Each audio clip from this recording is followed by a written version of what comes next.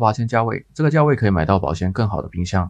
卡萨帝52的保鲜和储精进位效果都不错，空间分配也是对开门设计中比较合理的。其中2星级冷冻区温度比冷冻室高一点，大概在12度左右，适合存放饺子、冰淇淋等食物，不易开裂，口感更好。总的来说，配置价格都还不错，值得购买。卡萨帝600是 Plus 版的卡萨帝52，配置各方面差别不大，主要是容量和尺寸的不同。还有520是海尔新推出的全空间保鲜加白色嵌入冰箱。全空间保鲜是指冷藏室可以干湿分出，冷冻室温度波动不超过5度，能对果蔬、干货及冷冻食物起到不错的保鲜效果。而且海尔520的深度只有 59.4 厘米，加上不错的空间分配和效果更好的储精进位，性价比很高。东芝429是小尺寸日式多门冰箱，空间分配很灵活，可以针对性的存放不同类型的食物，同时还有星级料理签和雾化保鲜。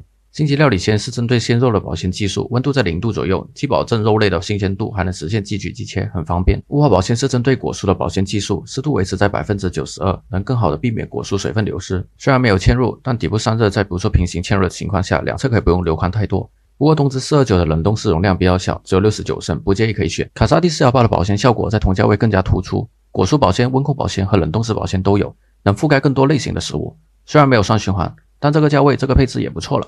可以说是小尺寸冰箱里面配置更好的。接着来到8000到1万价位，这个价位可以买到保鲜、双循环、零嵌入等更多特点的冰箱。东芝450的保鲜和前面提到的东芝429一样，也是星级料理签和雾化保鲜。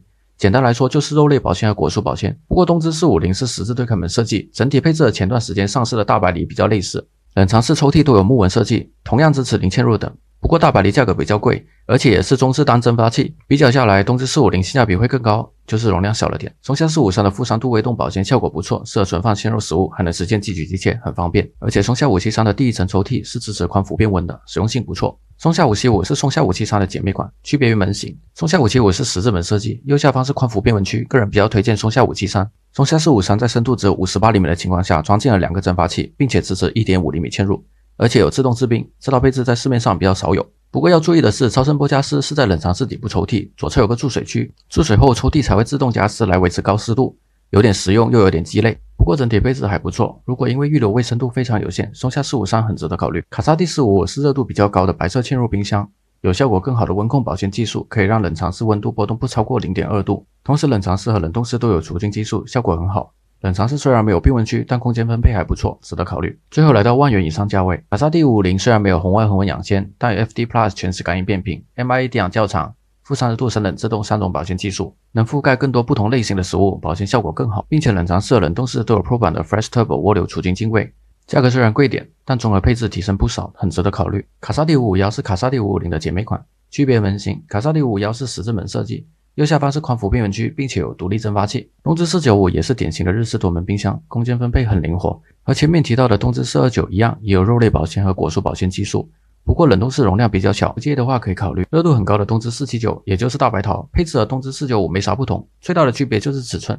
在预留未允许的情况下，东芝495会更值得购买。博士569最大的优势就是有混冷和大容量0度保鲜仓，并且有调式抽屉，但是耗电量高了点，不介意的话可以考虑。